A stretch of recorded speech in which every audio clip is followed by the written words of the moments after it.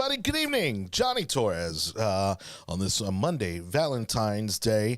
Thank you so much for watching the show. That means that you love us. You truly love us as we come to you, sacrificing our own Valentine's Day here to be with you and do this show tonight.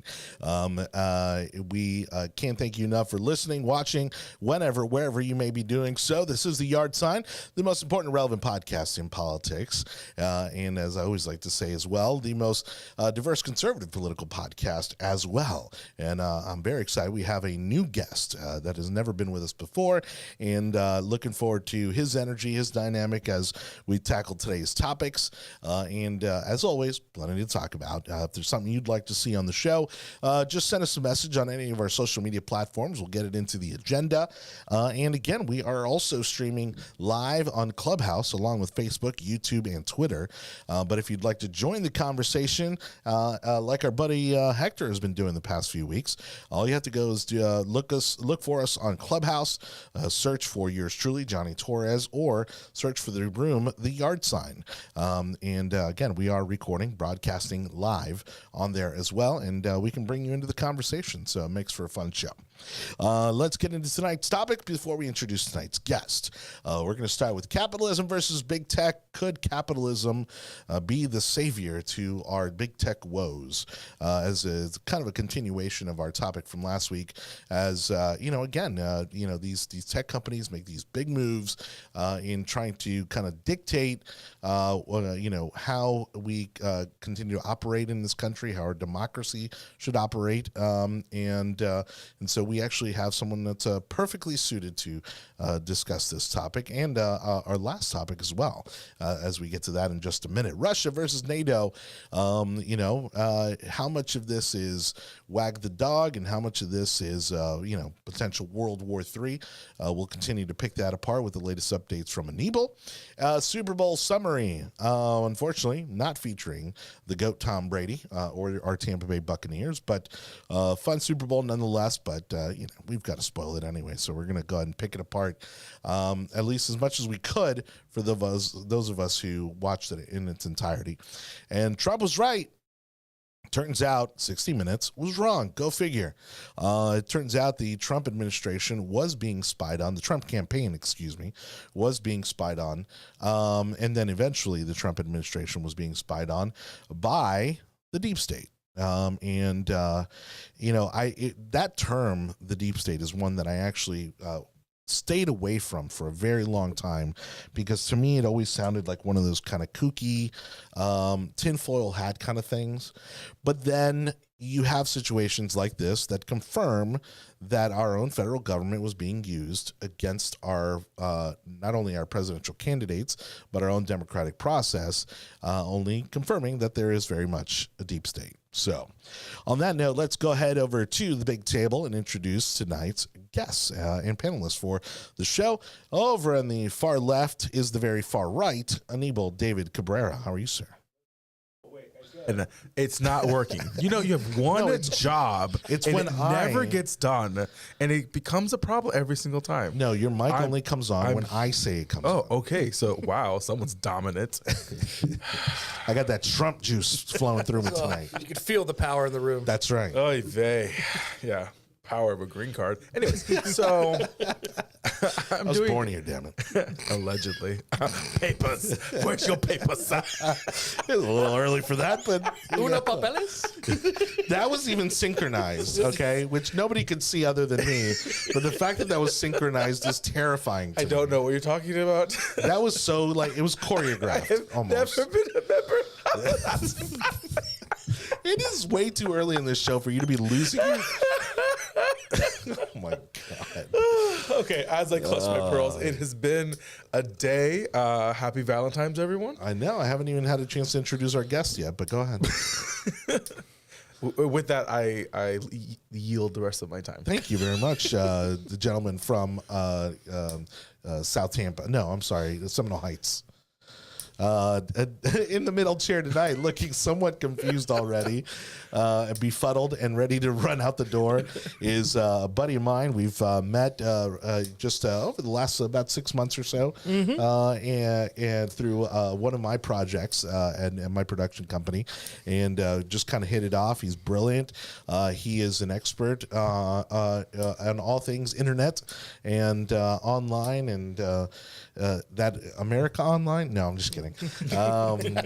But certainly tailored tonight's topic somewhat to his expertise, because it's you want to get again expert opinions on what's going on here, and are these things things that we should genuinely be worried about, or is a lot of this hype, as the media tends to have us buy into? And so Nate Ginter, welcome to the show, man. Great to be here, my friend. And I would like to say, while I'm not necessarily helping with diversity of race, I am helping with diversity of thought. Well, tonight you're the diverse one in the Exactly. I feel so uncomfortable. You filled our quota.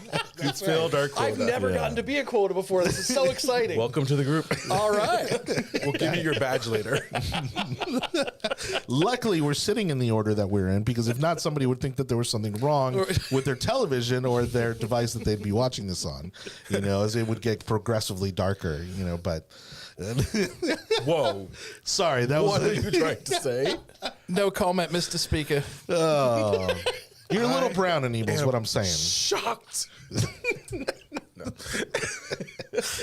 Oh my goodness. Oh my goodness. So, and again, if you obviously don't have to, give us your professional background, so to answer any of these questions. we don't have anybody doxing you out there. But if you want to give us a little bit of your professional background, so that we can, put that up against the expertise that you'll be sharing with us tonight. Absolutely. So I am blessed to run Vine IT and cybersecurity. We are what they call managed IT services provider. Awesome. Out of the great city of St. Petersburg here.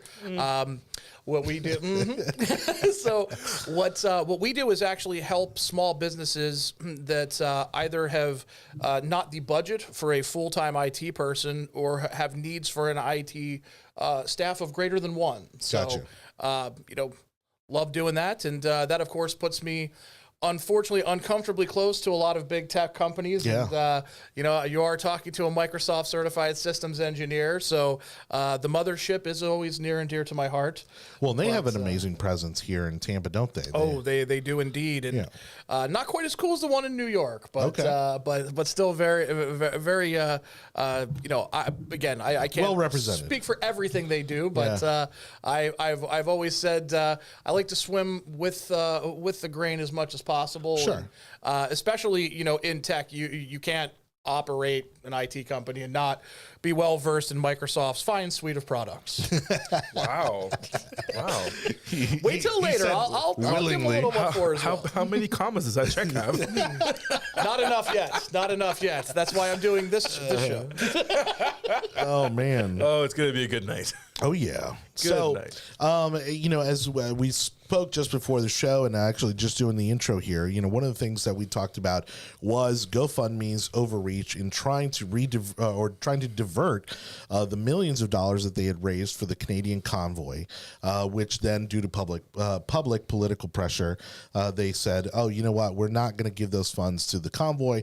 We're actually just going to pick." A smattering of nonprofits that we like, and use that money however we feel like.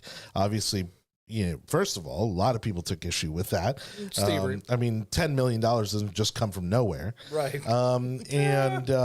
And then of course a lot of here in the United States, where GoFundMe is based out of, you had a lot of governors threatened investigations into fraud, and a litany of other financial misdoings.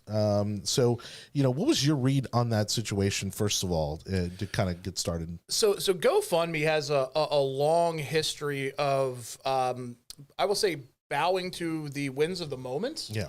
When it comes to social issues on one side or another. Again, it's one thing to take somebody's campaign down. It is another to reallocate funds to not what the thing is. Your whole thing is GoFundMe. Right. So when you're saying, well, not quite you, we're going to go fund something maybe similar. That is something that's obviously very troubling. And also, as you mentioned, you know, I always say, don't make yourself somebody who is going to be hopping in front of legislatures. And when you start saying that you're going to take money from one, you know, campaign or something and potentially give it to other, there's things you have to do, just raising money locally, you know, that you have to be aware of. And these companies that, you know, they're used to operating in this nebulous tech space where they go, oh, no, well, we're just going to take that and give it to somebody else. There's laws and things you have to worry about in the real world. I was very surprised how easy they were to say that out loud. Like, you didn't talk to a lawyer ahead of time. You didn't. You have to deal with financial reporting. Like, that happens on a regular basis. Oh, right. It's completely illegal. Correct. So that, you know, that it was also interesting to me to see how fast the flip flop happened. You know, how much they were, you know, 1 second, you know, they were all yes, and you know, we're standing up for this, and they're like, oh yeah, that thing, no, it's cool. We're kind of backing off on that. So, well, I mean, the ink hadn't even dried on some of the press releases from the governors threatening lawsuits, and they had already flopped. Yeah, in areas with slower internet, they actually hadn't gotten the original post yet, so they were. Oh, that's how it works. Okay, I had no idea how the internet works. So the larger topic for tonight being, as we look at these big tech companies and we wonder, you know, okay, like, how in trouble are we as far as our dependence on companies like Google, Facebook, even, you know, Microsoft? But oh, sure, I mean, they don't pay me. It's funny because allegedly. Well, and similarly to our conversation offline about Amazon and Walmart, I remember people, you know, where Microsoft was the boogeyman for a long time, and then, excuse me, along comes Alphabet, you know, or you know, Google as we know them, and all of a sudden you don't hear so much about Microsoft anymore. Yeah, so one of the interesting things to do is to go back into the mid-'90s and Bill Gates being deposed by senators asking him tech questions is one of the funniest. I mean, they could make that into a 10-part Netflix comedy show. It was so painful. Oh, so painful. Open disdain for people who had no idea what he was talking about. It was really funny. But I'd like to remind everybody that was a situation that happened simply because Microsoft wanted to bundle a web browser in with Windows, which, and by the way, they got away with stealing a bunch of money from Microsoft as basically they paid a fine for that. To the federal government, right? Yeah, and can you imagine buying any device these days that didn't come with a web browser where you had to go into some sort of personalized app store to get a browser before you get on the internet? It seems silly. They weren't forward thinking enough. The problem becomes, you know, a lot of times these lawmakers are just not educated in these spaces. And it can lead to them going after the wrong things. But for the younger people, you know, listening, watching the show, I mean, there was a time where there were a lot of web browsers out there. True. I mean, you know, we had web crawler was my favorite, you know, as a search engine. I think web crawler, but we had Safari, we had Internet Explorer, Netscape Navigator. Come on, baby. Netscape Navigator. I used Netscape for a long time. So it's kind of crazy to think, you know, because now, again, it's like, all right, Chrome or Internet, whatever it's called now. It's not Explorer, Edge. They call it Edge now. Right. Which is actually based on the Chromium platform that Chrome is based on, as is Firefox. So if you want to be using a web browser, you've got basically a choice of one type of thing, which leads to a little... It's like buying a GM vehicle. Exactly. Is it a Dodge? What are we doing here?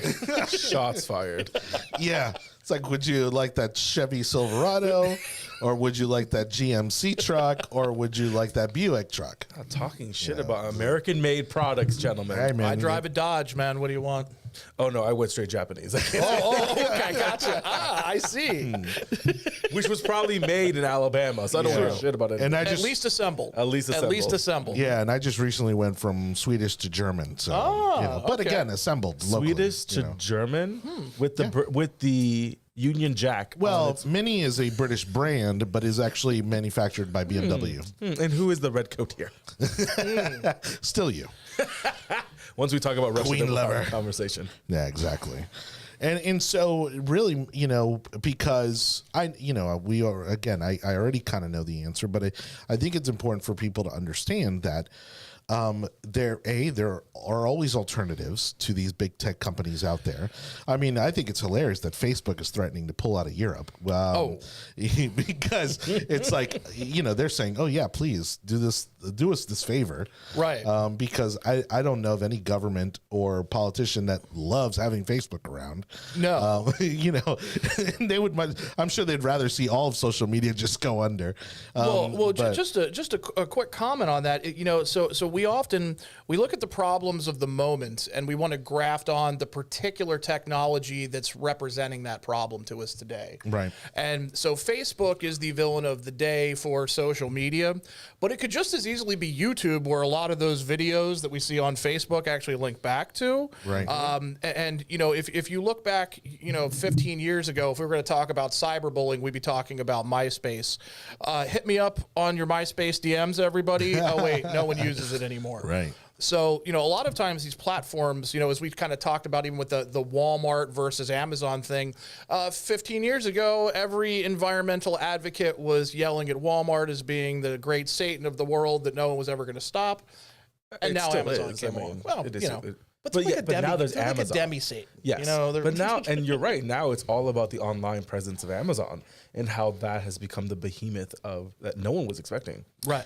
But this is where, but not insurmountable. Correct. But this is where, again, again, capitalism, not perfect, but I think it continues to be somewhat of our savior in that respect because, for instance, here in Tampa, Florida in general is not familiar with the Kroger brand as a supermarket. Mm-hmm. It's not a very well-known supermarket Love their brand. donuts. Right. But Kroger has recently entered the Tampa market as an online-only brand. I heard. And so you can buy Kroger supermarket products online, and they don't have a physical footprint that you can actually visit. And so, you look at and say, okay, well, this is the next iteration, where, again, you see a very natural evolution to where we're getting there. We're not going to be going to the grocery store anymore. Our groceries are either going to come to us or we're actually going to be picking them up at a central location somewhere. And so the fact is that, or at least the point here being for this topic, excuse me, is that really we have to protect capitalism, to avoid the issues that we're currently seeing with big tech. Because capitalism will always find a way to get around some of these larger issues that we're having with big tech. Well, I'll give you a weird one. So does everybody know about the restaurant Chuck E. Cheese, the kids' pizza place? Yep. No. Obviously, I'm not hanging out there a lot, but one of the ways that they have stayed alive during the pandemic was actually rebranding themselves on Uber Eats as like Romeo's local pizzeria and selling the exact same pizzas out of their kitchen and just turning themselves into a delivery vehicle to keep those locations afloat during the pandemic. So they have the facility, they have the kitchen, so might as well do something like that. Exactly. I will say this, those that are using Kroger, I will just say that Publix is watching and that we will all be expecting you to be at Publix later on. I mean, that's, you talk about, again, at the Florida level, mm-hmm. I mean, it has been near impossible to beat Publix. Yeah. And it's interesting because I need us to all stop talking about Publix. I need all of us to stop talking. I got stock that I got to protect. No, but look, it's a great company. I'm still a heavy investor in Food Lion, so that place was legit. It's not going great. It was not at all. Right up there with the Piggly Wiggly. Aww. Real quick, let's bring Hector into the conversation. Hearts and minds. Live with us via Clubhouse. Are you there, bud? Hey, how's it going? Hey, buddy, how you doing? Man, you hear me? Yeah. Welcome to the show. Thank you. Yeah. My opinion about this whole capitalism versus big tech thing is that the weird thing is that without capitalism, big tech doesn't occur. I mean, think about it. You look at places like Russia. You don't really hear of any. Of course, you don't really see any like major level tech companies being popped out of Moscow or St. Yes, you Petersburg. do, Hector. You hear them all the time when they do the hacking. Yeah, but they're not. But it's not like a Facebook or a Alphabet or not He's Facebook just now, messing what's with it you. He's called? giving Meta. you a hard time. Yeah, But you don't hear. Yeah, there's no.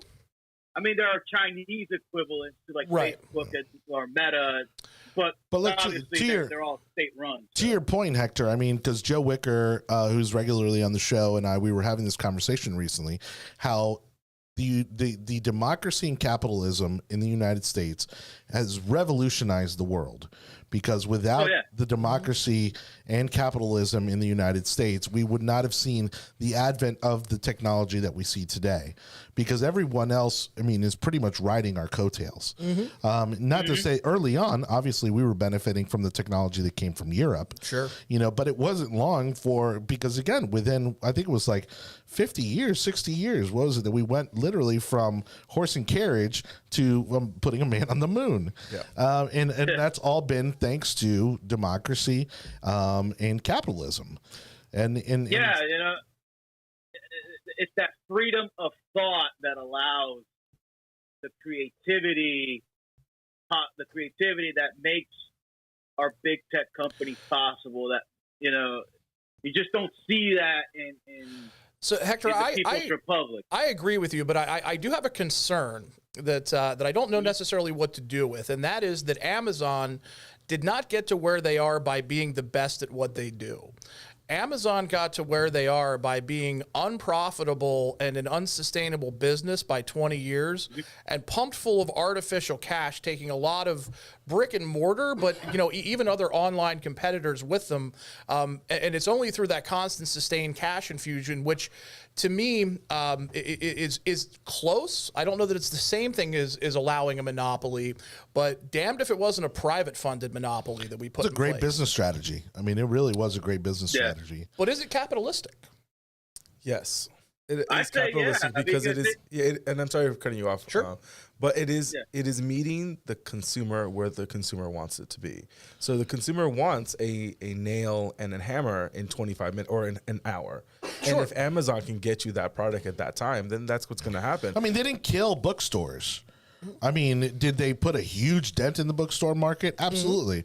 But guess what? There's still a Barnes & Noble on Dale Mabry. Sure. And so there have been survivors of their business model. And like I think there will always be, right? And I mean, it's, McDonald's is it can only get so big, but there's always going to be mom and pop burger spots. My concern very specifically, though, and I just want to make sure I'm articulating this correctly, is that while we're supposed to be having a competition of better goods and services, what we said is basically an investment class on Wall Street first was we see some potential here. They can't do it right now, but if we artificially keep them in the market long enough and pump them full of enough money so they get large enough that they kill everybody else, or at least put a large dent in them, they will have a big enough market cap that we're going to get paid huge. Yeah, but I think but you can think of other companies that have done the same thing. Tesla was not profitable for years. It was not profitable. And also when it comes to Amazon, the reason why a lot of it was not turning a profit every single year is because they were investing almost 100%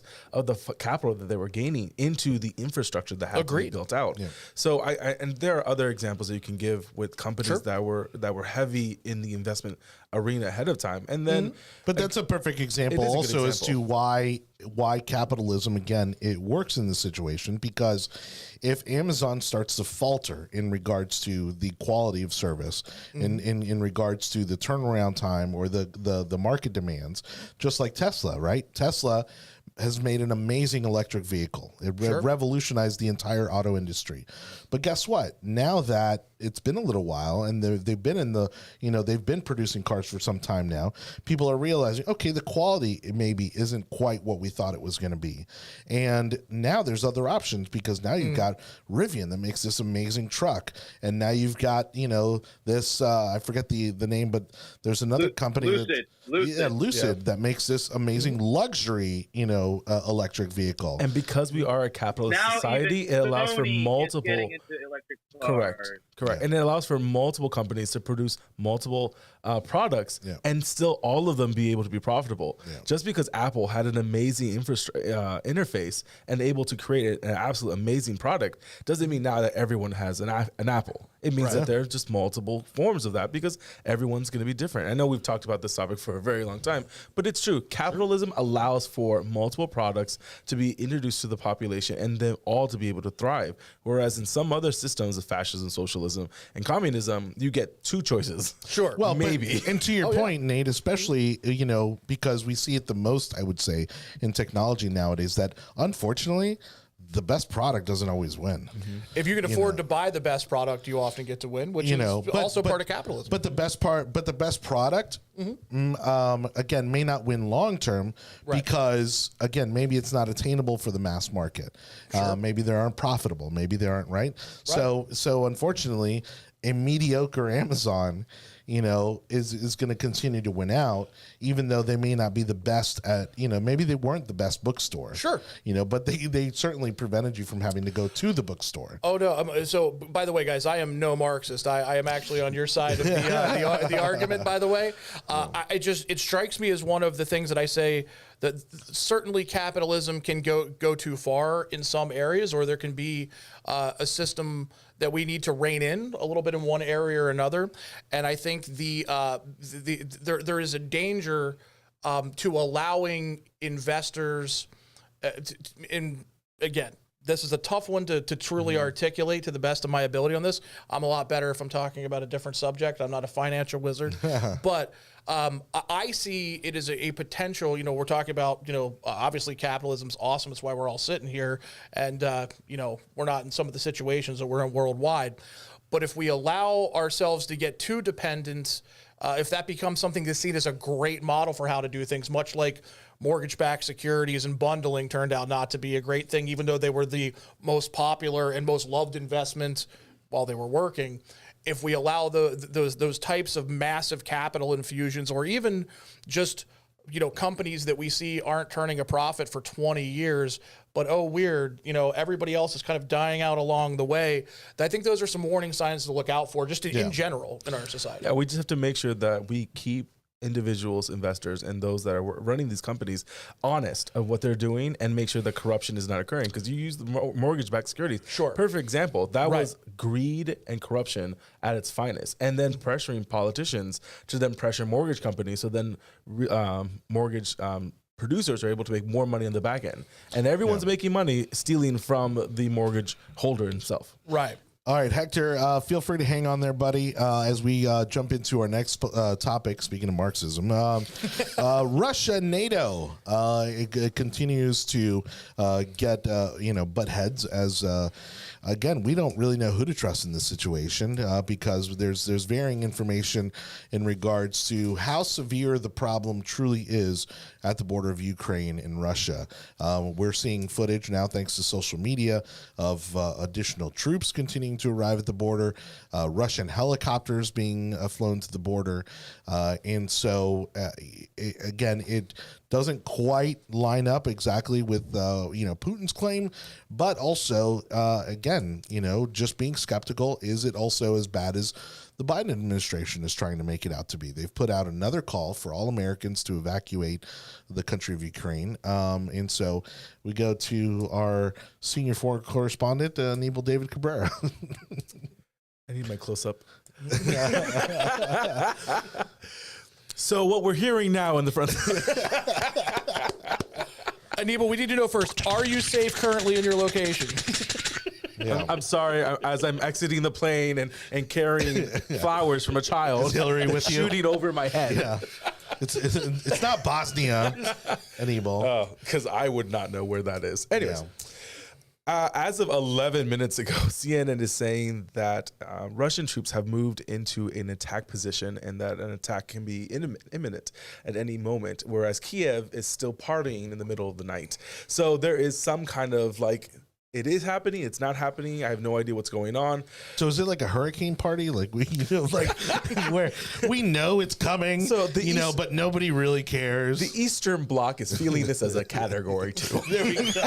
That's what we need. Okay, we need to scale the war. We need a war scale. So like on a scale of 1 to 5. They're a 12-pack in right now. How far are you into the PBRs? Right. I will say this. Are we talking snacks or are we talking like burgers and dogs? I mean, do they have bread in Ukraine? Yes, but it's unleavened. Do they even have a kosher? Or did they wipe all those people out? no. Too far? Too far? Hold on, you got the sad trombone there for that one. Again, 3 seconds too late. So this is my personal opinion when it comes to what's happening at the moment. We are at a 50-50 situation, and I'm really serious when I say that, because you're having a situation where you're meeting an immovable object with an unstoppable force, and that is with the prime minister and president of Russia. What's occurring now is to see who's going to blink first.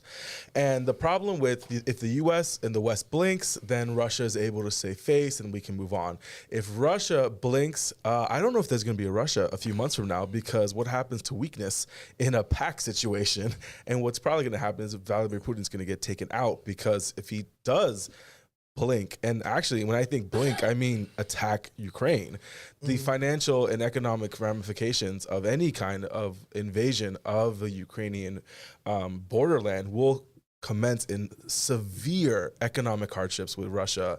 The NORAD pipelines, Hector, confirm that verbiage if I'm saying it correctly, has already been told that the Biden administration has already told Germany that they will completely cut off all oil and energy products coming out of Russia going into Germany. Hence why Germany has been very tiptoed about this whole conversation. But when you have the French sending arms and people to the Ukraine, I have no idea what the hell's going on. But this is how disconnected we are from what happens everywhere else in the world. Oh yeah, we had a Super Bowl party, and another 10,000 troops moved over to Belarus. I mean, there's now 100,000 Russian and other troops around the Ukrainian border.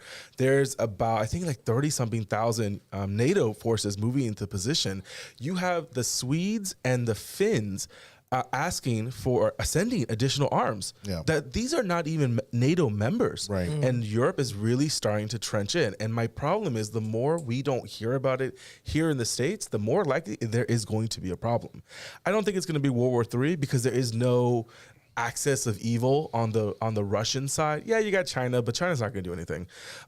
It's just going to be Russia, and Russia's pissed off because, and I get why Russia's pissed off. Russia's pissed off because Ukraine wants to join NATO, and that really does piss off Russia, because Russia has been invaded 2 times already by the Germans and by the French. And don't get me wrong, once you've gone, I don't even know how to say this correctly in non-PC, but once you get effed over twice, you're going to be apprehensive not get effed again. Yeah.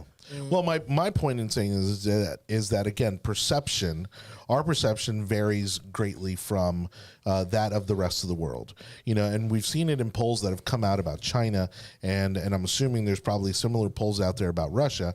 Again, people's opinion of China in Europe is very different than that of the United States.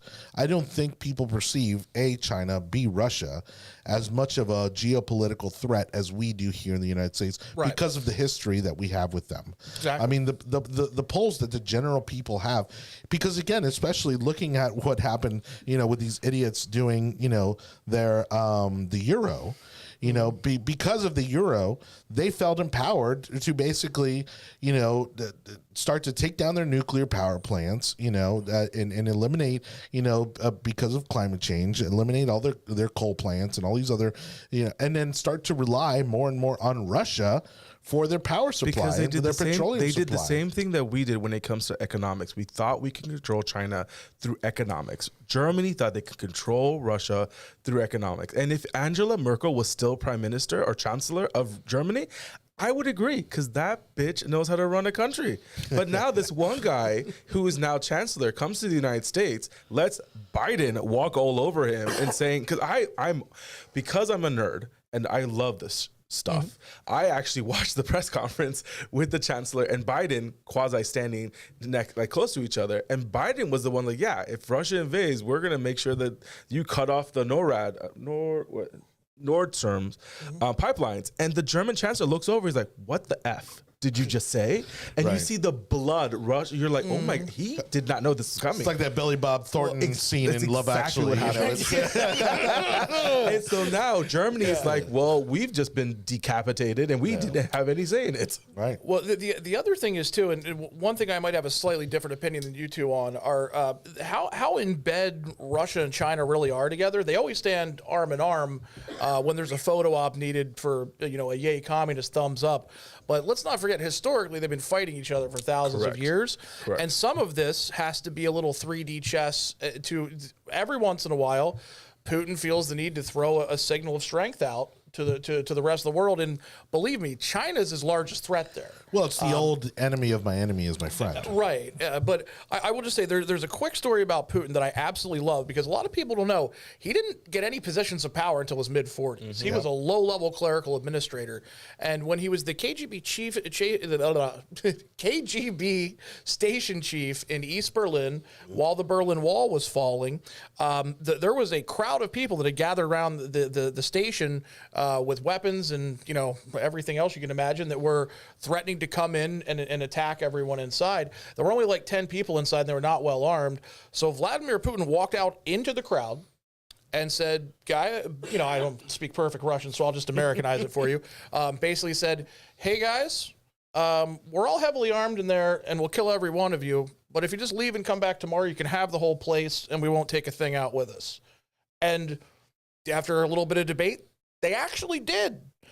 And this dude, this one guy, there was like 5 other people inside, 5 or 10 maybe, just waited until everybody dispersed. They said they would. Then they left with the door unlocked, and he walked off into what we now know in history. But that takes some cojones and a risk tolerance factor. That's a big bluff. It is off the charts insane. Yeah. So I think that people when they're like, oh, is this posturing? Is it not?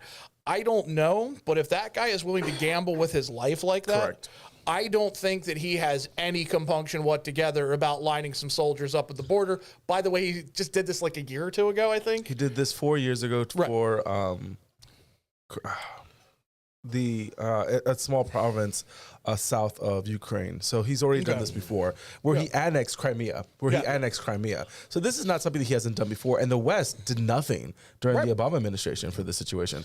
So I will say this. I agree with you. It is a 50-50 because on one hand, he'll look extremely weak if he doesn't do it, and if he does do it, the world is going to go against Russia. I think Russia's pretty okay with that. For that reason. I think Putin is perfectly happy allowing that to happen, because then he can say, look, the world is against us. We have to fortify our positions. And then you can have a shitty economy, you can have a shitty recession, and you can just blame everyone on the outside, which is what China's doing now. And you know who did this before? Argentina. Argentina invaded the Falkland Islands because Argentina was having a shitty time. They had a bad economy, and the government needed to move opinion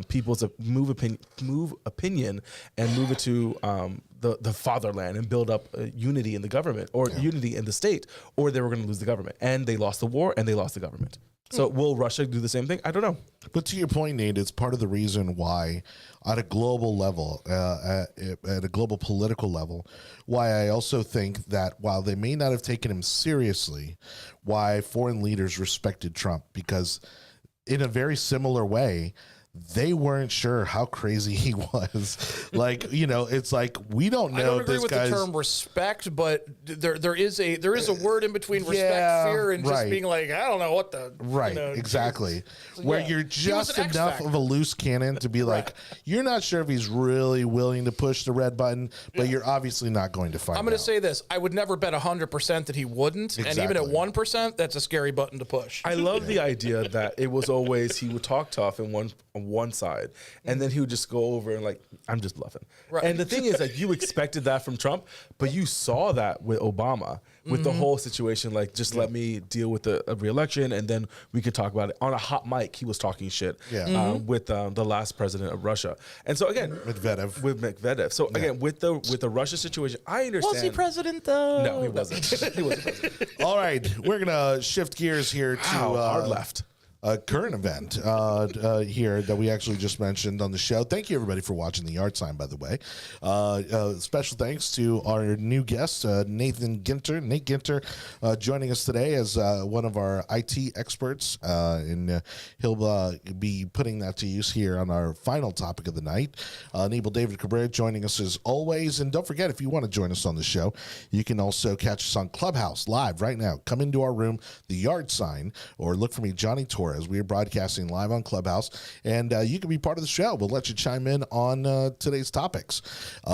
We have a couple more to go. Just real quick, of course, last night was Super Bowl Sunday, which I could now I'd say unequivocally, it's probably the largest sporting event in the United States. You know, I would say the World Series used to kind of be on par, but it's obviously lost its luster in recent decades. But Super Bowl, you know, I mean, obviously we don't typically get much into sports, but generally as a kind of a media event, I mean, I think it went about as well as it could go. I mean, the football game was good. You know, right up until the end, it was a decent football game, interesting to watch. Had a little bit of a climactic ending. The Super Bowl, the halftime show, I didn't catch the whole thing.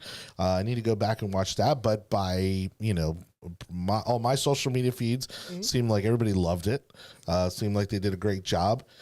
Never thought that I'd see, you know, three gangster rappers, you know, in midfield for a Super Bowl halftime show, you know, but Ice Cube's also making family films these days. So, you know, there's that. And of course the ads were okay. I mean, what did you guys think about the overall kind of show last night? It was okay. Yeah, it was all right. You know, it wasn't disappointing. It wasn't, you know. They played some good football. Two teams that I couldn't care less about got together and played a game where a lot of people watched, and it was good football. Matt Stafford was actually my quarterback in my Final Fantasy League for 2 years, and I didn't know anything about him. And then after the first year, I was like, this kid puts up some significantly good numbers in this garbage team he's on. Yeah. And then sure enough, he gets on a real team. He's in the Super Bowl in 1 year. So isn't that crazy? I will say go Matt Stafford. Very proud of you. And, you know, and obviously in the foosball league there, they seem to have a pretty magical year. So I'm hoping good things for the boys. I thoroughly enjoyed it. I think it was a great game. The ending was spectacular. I wanted the Bengals to win, but the Rams were able to take it out at the end of the day. So I thought it was good. Those that were referring to the game, I still said it wrong.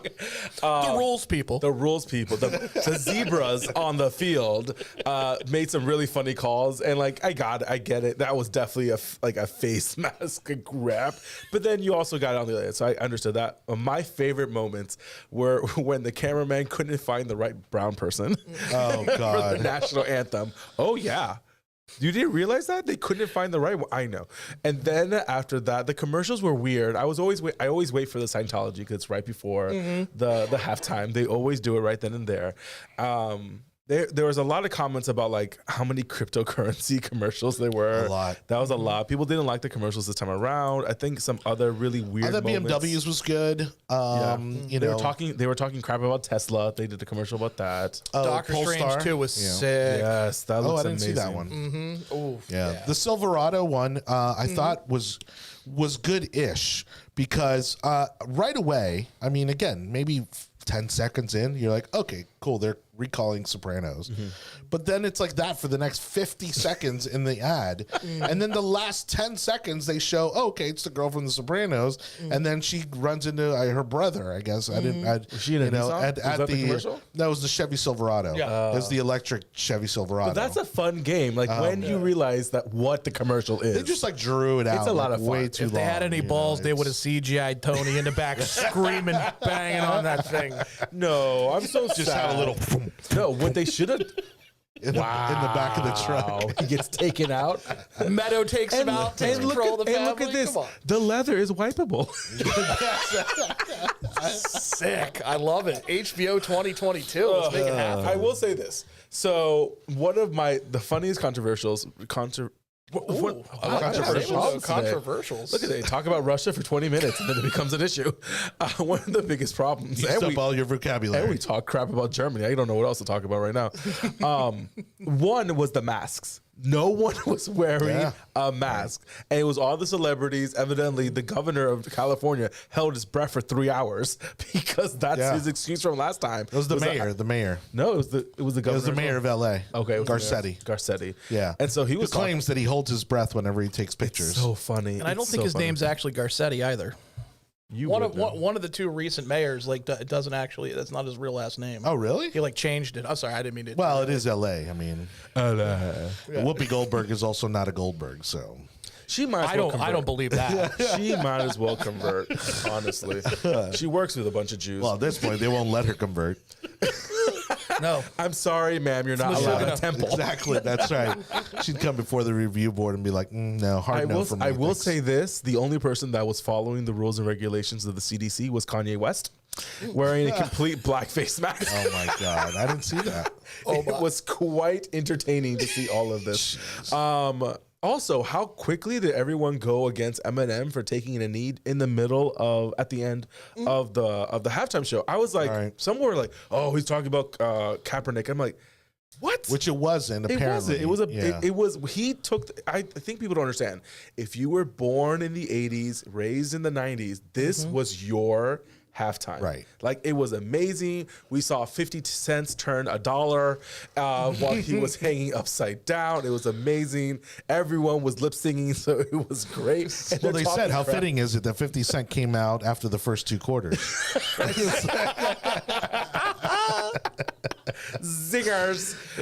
Honestly, the whole time I watched him perform, I was like, please fall. Please fall. Oh my Please gosh. fall. And then, because so they're talking about Eminem and they're making crap about it. And I'm like, if you knew when he kneeled, you would have known it was the start of Tupac's version for that song. Right. And like that was so much. I knew what it was. And I was like, if I know this and I'm a political economics guy, then everyone from the 90s and 80s are going to understand what that was. And at first I thought it was like a West Coast rap thing. But then, of course, they brought in Eminem. Obviously, he's from Detroit. Doesn't fit, although he's a Dre protege. And then 50 Cent was a last-minute ad. I didn't know that. And he's also not from L.A. He's from New York. Right. And so that didn't quite. So it was just, I guess, like a 90s hip-hop, show. I mean, I liked it. But, I mean, honestly, I thought maybe to some extent it was maybe slightly disrespectful to not have Ice Cube there, but no, I'm serious. I mean, I kept waiting for Eazy-E to pop up. I mean, Ice Cube was one of the, NWA with the big, biggest rap group out of LA, and but it wasn't LA. That's the thing. Like it wasn't all. If it was all LA people, yes, correct. I could understand. That's what I'm saying. I know. We're gonna get there. It would have been cool though. Also, and when was the last time I would have replaced what's his face? What was it? It wasn't Wiz Khalifa. What was who was Kendrick Lamar? Kendrick Lamar. No, He's LA. I would rather he's really good right now. I would have rather have had Ice Cube than Kendrick He was Lamar. the only one there not eligible for Social Security, That's so right. they could not remove him from the ticket. Sorry, no, I just had to cough. But No, yes, it's fine. I thought you were going to That say was a great something joke. pronounced and it's nothing at all, which is what is expected I when got I'm nothing. listening to Jonathan Torres. I will say this. it would have been cool to have Ice Cube on the same stage with Dre. When was the last time you heard Ice Cube perform besides on Law and Order? When was the last time Dre performed or Snoop? What are you talking No, about? I sure hope you're not mixing up Ice-T and Ice Cube. Ooh, Ice-T too. Oh, my friend. Ice-T also should have been on You there. know who I was expecting? the biggest gangster of them all, Martha Stewart. Now, she is good friends with Snoop She was Dogg. there. They make cookies on a regular basis. No, and she they was there. bake She and was in the everything else. audience. It's so watchable. Ellen was She in the took us- audience without a mask also, by the way. You know what? This is... Martha took a picture and I think posted it to her Instagram. Do you think they've done it? Oh God, I don't even want to stop. For All right. shizzle. On that note, thank you everybody for watching. Her and Don't Justin- forget. she threw herself into Justin Bieber. Right now, as I She continue was to a ignore, legit model. I'm going to shut off your was a legit microphone, model. Anibal. Hector done more Gonzalez time. continues to join us from Clubhouse. Please save me from whatever's happening over there in Anibal's chair. Hector, Martha Stewart what has did done you more think of time the, than half the people on that board. all right, you're off. Yeah. Oh. Up. Going back to the There we Ukraine go. thing, I wanted to say veterans' perspective. Yeah, go ahead. Yeah, from a veteran's perspective about what's going on in Ukraine, for people that serve, this whole Ukraine-Russia thing is a whole different animal. It's not the same as Yeah. Iraq or Afghanistan. I mean, there's thousands of Americans right now really staring down the barrel of a gun because it's one thing to face the Taliban or Al Qaeda, and another thing to face a professionally trained, equipped, Yep, sustained force like the Russian armed forces. that's a great point. So for the guys, Hector, let me just ask. and gals, yeah. Isn't it true that we've never had two nuclear powers go to war? We don't really know what that looks like. Technically, we wouldn't go to... I mean, there's Sorry, you're there punished. Was like whenever like India or Pakistan, that was like 2 or 3 days, and then things would calm down in Kashmir. But a long, drawn out conflict between two nuclear powers, it's some hairy stuff. It's never happened before, and Well, especially when it's a war that doesn't necessarily concern us.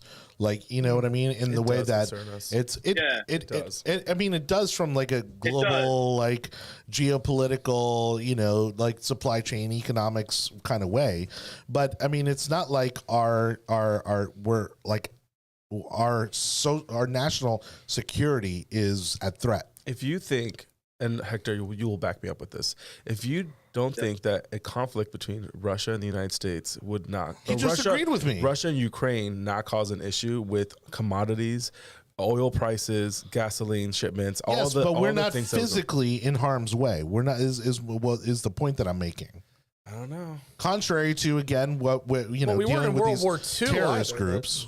We weren't in World War II. Yeah, you're absolutely right. And both times, the Americans did not want to get involved. And it took almost an act of... but in World War II, they attacked Hawaii and they kept Yes. on Yeah. bombing Oregon and Washington with the balloon And they bombs. moved I'm going to retract that last statement. Yeah. As being super dumb by myself. How long did it take us to get And into they it? moved missiles into the Caribbean. Yeah, but that's the thing.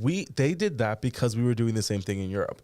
So again, the reason why Russia is so Just all aggressive the right more now. reason not to get involved in the Ukraine. No, but there's no way not to, because you actually think it's going to stop at Ukraine. You think it's going to stop at Poland? And then, exactly. Anibal's got Yeah, a but point. it's also I mean, not a my second thing coming is of the this. Third Reich. I mean, Right now, No, It could but, become a the second thing is- USSR. yeah. But my thing is this. I mean, because if you got what people have to understand is that we've got 5 NATO member countries sharing a border with Ukraine. As I've been saying since this thing popped off, if the Russians invade and they get, let's say, 100, even 200 miles within those borders, one or more of those countries is going to claim Article 5, saying that they think that the Russians are a threat to invade Poland, Hungary, Slovakia, Romania, Bulgaria. Yeah. Hector, Article 5 for a newbie like myself is what?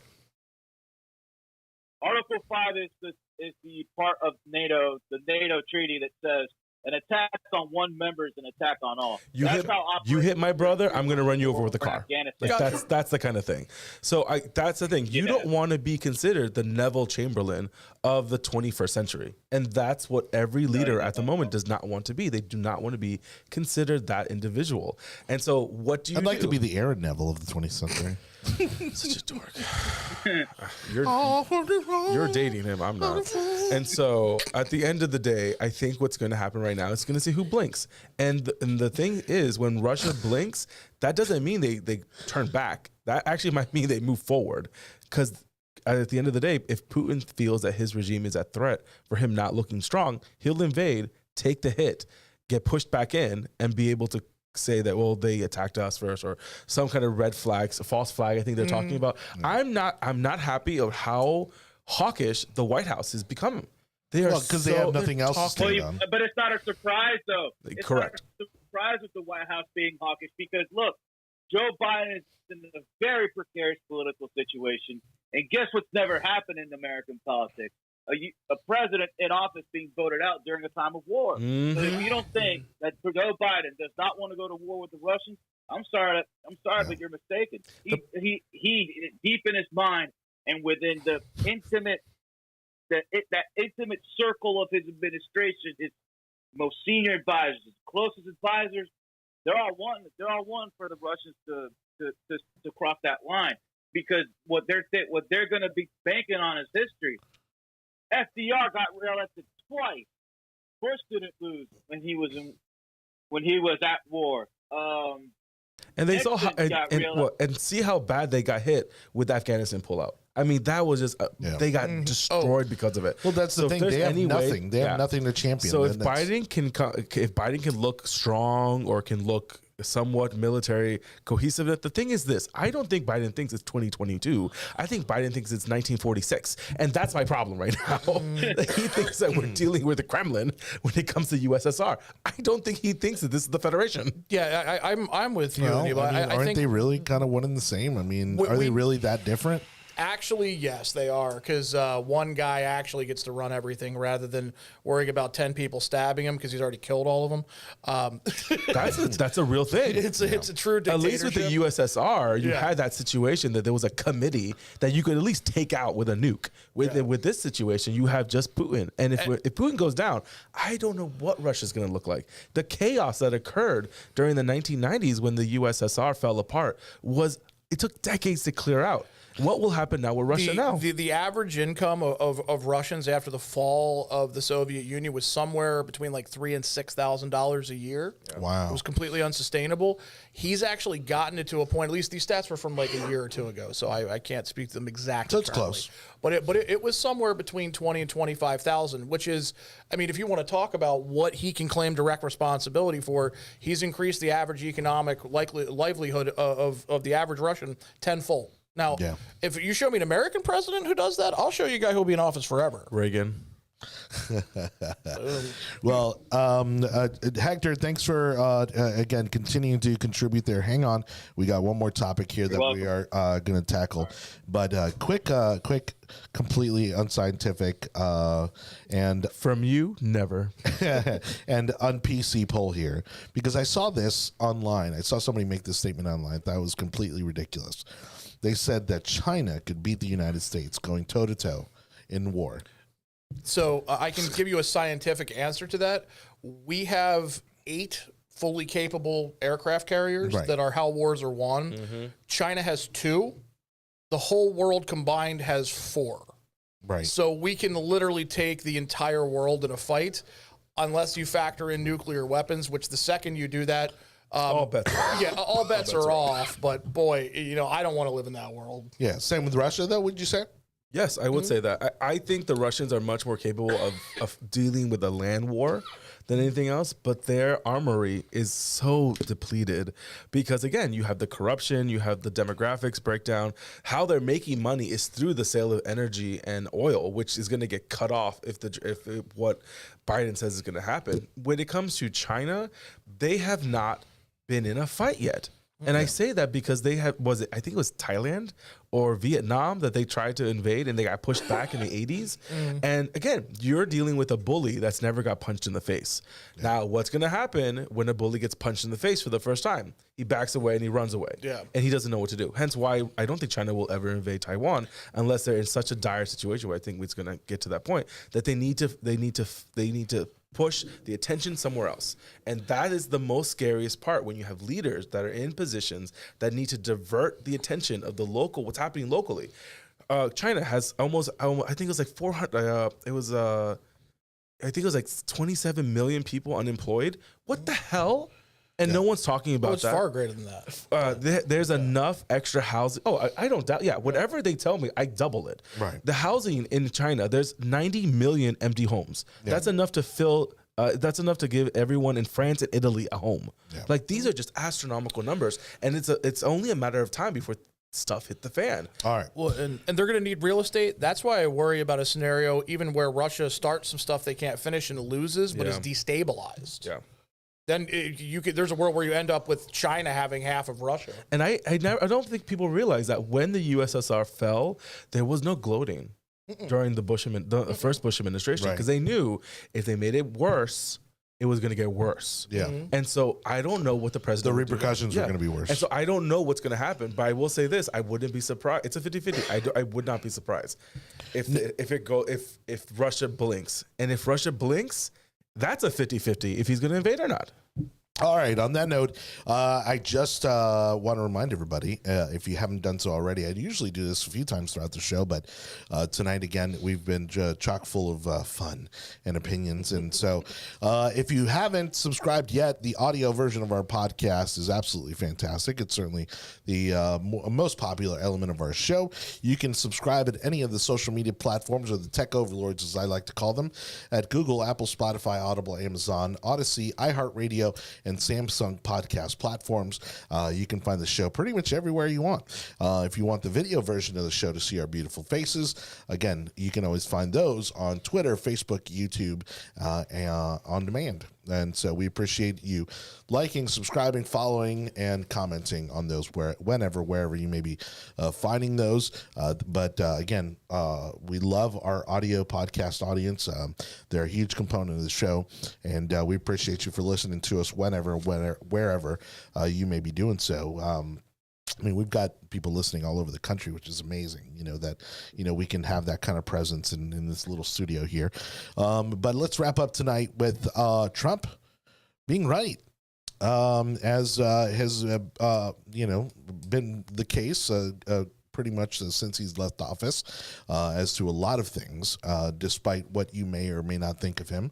But it is coming out, despite the mainstream media's efforts to keep it quiet, that the Clinton campaign and the Clinton State Department was actively spying on the Trump campaign, and then the Trump administration, but through the use of our federal agencies and some other actors involved, which is another reason why I wanted to have you. And I don't know if I gave you enough time to kind of prep for that topic, but we're starting to find out that really there was an attack on, I guess, their ISP, and maybe some servers that may have been at Trump Tower.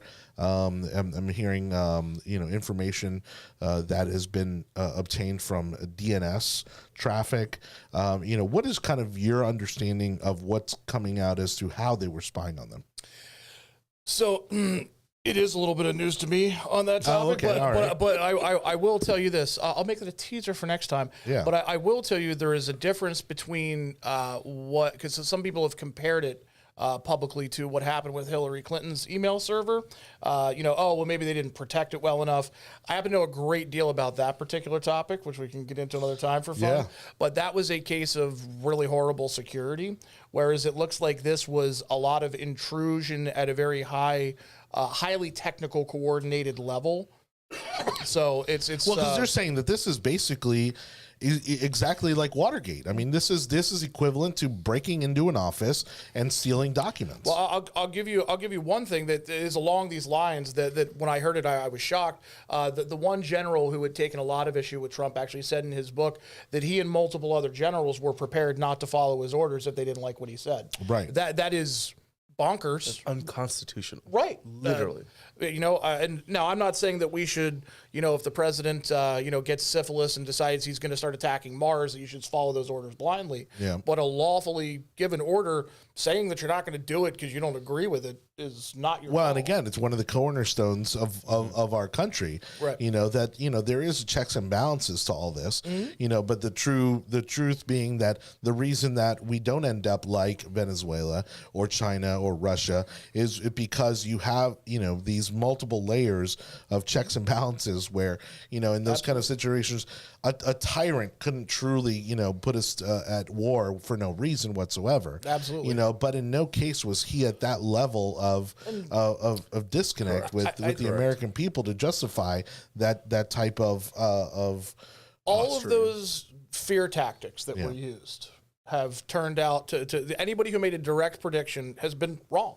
Right. So yes. Well, I that's believe the thing. I mean, he was on 60 Minutes saying to Leslie Wall, like, I know they've been spying on us. Like, I know they did it. I know they did it while I was in office. Like, and she's like, refuting it and saying that's not true. It's like, I don't know, and he's like, look, it's there. Go look for it. And here's what I hate about it. There is an argument to be made by those people to say they had genuine concerns and they really thought they were doing the best thing. Be a man or a woman and stand up and say, yes, I did it. And it's because I was concerned and I was right then and I'm right now. Yeah. Do to me what you will. That is what somebody who's at least a patriot with convictions would do. Yeah. I could accept that more. Right, I'm not saying it's the right thing to do. Them writing a book Correct. 10 years from now and talking about it. And that's what they're all going to do. And by the way, I hope they get hung then too. It's ridiculous. It's insane. I think the problem is, and I think that a lot of people are going to whitewash this because it was 6 years ago, 7 years ago. No, the Republic was under attack by internal forces because they didn't like the person that became president. Are you kidding me? That is the fundamental building blocks of our Republic. Look, I wasn't happy when Obama became president. I wasn't happy when Clinton became president. But you know what? I turned off social media for a day. I dealt with it, and we moved on the following day. And our guy gets into office, and you guys lose your shit, and you have people crying and figuring out ways to get rid of him. What kind of presidency are you going to have when half of the majority of the government is against you? Of course, you're going to have difficulties. Every conversation he had with a foreign leader was leaked.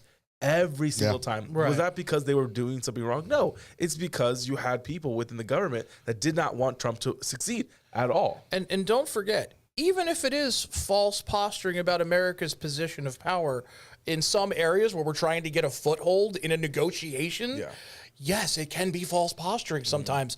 That's what statecraft is. And to shoot us in the foot by shooting the active president in the foot at every turn. I don't like it when it happens to Biden, when he's trying to make moves. I don't agree with a lot of the man's policy, but I also don't agree that everything the guy says, you should just automatically assume the worst for it. I think he got, Trump got that forget about the majority of his presidency. Like, just from literally the second that he was announced as a winner, they're like, he's going to fire nukes at Toledo. Like, someone get the nuke codes and give it to someone that can deal with it. This man hasn't had a drop of alcohol or drugs in his life. Right. Like, if you really get into it, and don't get me wrong, I'm not the biggest supporter of the president. However, he did exactly what I wanted him to do: lower taxes, put more troops on the border, get conservative judges. That is a good presidency for me. And you see this now with commentators. Even Crystal Ball says this, and even sometimes the other one also, and he's Sagar, and they're like, well, he wasn't the best president. Like, they have to automatically say that he wasn't the best president, or I didn't like him, but. And I'm like, every time someone says that, it pisses off the right, or it pisses off individuals that voted for him and thought that he did a great job. And every time they make a negative comment about him before they praise him, and I'm like, you guys are just being assholes about this, that you're still not willing to say, okay, yes, he was right. Yes, he was a good president. And now you're seeing the opposite when it comes to Biden, who everyone thought was going to be the great hope and has done nothing but increase the sales of adult diapers. Yeah. Well, he got killed on a lot of racial issues, and the solution was to elect the brother of the guy who built the cages, as they called them, and the guy who also happened to write the legislation that put all of the policies that Black Lives Matter is against in place. Did you just That's your solution to the big scary white dude. That's a meme. That's a meme that's going around right now. Some TV show did it where it's a comedian that's like, look, you guys were all against this one guy who was NAACP. Rappers were talking about him, and then the moment he got into politics, he became a racist. But yet you voted for and he was giving our people, the black community, the rights to vote again because of the removing of the federal lowest black unemployment, exactly, like I think ever, but so at least in the last 20 years. And then they say at the end, he's like, look, and then you guys wanted us to vote for someone that wrote the law that incarcerated our parents and our grandparents, and and that's what you wanted us to vote for? Can you imagine the outrage if President Trump had released a program offering free crack pipes to minority communities? Can you imagine? Like, people would have just I don't put anything past him because he's a true wild card. There would have been the riots at the White House would have been unbelievable. Hey, that's 40,000 votes. That would have won the election. From the New York Post, it was special counsel John Durham, who was appointed by then Attorney General William Barr in May 2019 to investigate the origins of the FBI's Russia probe. He filed documents Friday claiming that Clinton's campaign paid an internet company to infiltrate computer servers at Trump Tower and the White House. How does an internet company infiltrate the servers at the White House? You know this. You know this one. In an effort to link Trump to Russia. Now, hold on, because I do want you to go next. But the craziest part about all this is that when they didn't find what they were looking for, they just made it up, which is how we got the Steele dossier, which was made of completely false information. So it's like, oh, well, we didn't find, we didn't find the smoking gun we thought we were going to find. So let's just make it up and have the people believe it anyways. So I believe their article is actually simplifying a couple of things, but basically there's two ways that your ISP can do things to you, one of which is by spying on you and monitoring your traffic. Yep. So almost every packet, they can easily tell what you're searching for, what type of activities you're doing online, what platforms you're on. Getting into your own personal content is a lot harder, but just that very activity of monitoring what news you're looking at, where you're going, who you're banking with, who you've been contacting. Those sorts of things are accessible by the ISP, and potentially a lot of other stuff that we don't necessarily even know that our ISP is doing currently. But wouldn't you think Trump Tower is one thing? Yeah.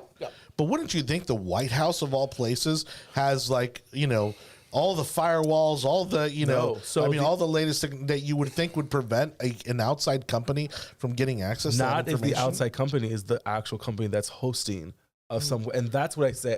So that's where the deep state comes in. And that's the problem. So now you're like, God, I don't want to sound like this person, but you're like, when the company that's hosting the Trump Tower email or traffic flow and the White House traffic flow are the same company, and then the executive of that company is who is getting paid through the lawyer, and you're like, oh my God, this is so easily done that way.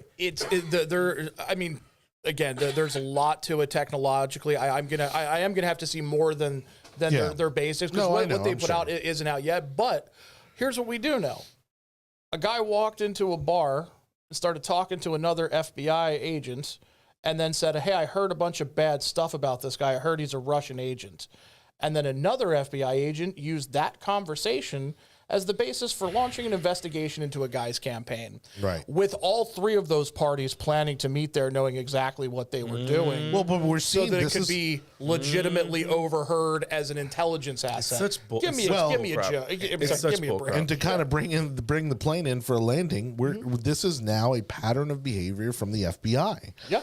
We saw them do it with the Gretchen Whitmer kidnapping attempt.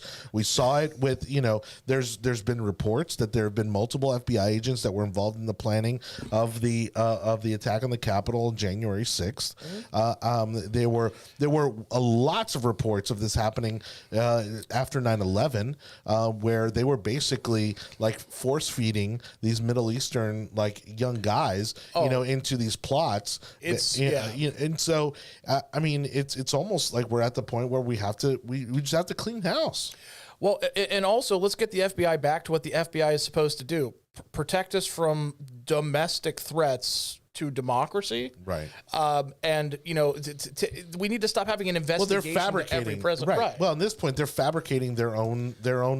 And those things need to be transparent as well. Like what they're doing, there's no reason for the FBI to have black bag operations. Well, Ted Cruz, you know, recently was questioning one of the higher ups, if not the director of the FBI, and said, were there not FBI agents present at the January 6th? He wouldn't answer. He wouldn't answer. Right. And that's a question that has to be answered. The only way you get out of this is if with transparency, which is why at the end of the day, I think the Durham should go through with all of the allegations, because evidently people are going to get arrested because they lie constantly to the FBI.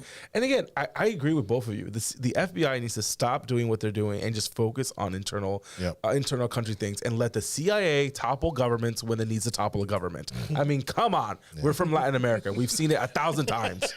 All right. On that note, ladies and gentlemen, that has been your yard sign. Thank you so much for watching.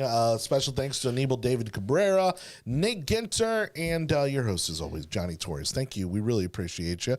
Whenever, wherever you may be consuming tonight's show. Don't forget to download the podcast version of our show over at the Tech Overlords at Google, Apple, Spotify, Audible, Amazon, Odyssey, iHeartRadio, and Samsung podcast platforms. No, sir, not tonight. Why can't we do it? No. We appreciate you for watching. We'll see you back here next week, Monday night, 7 o'clock. This has been the Yard Sign. Good night.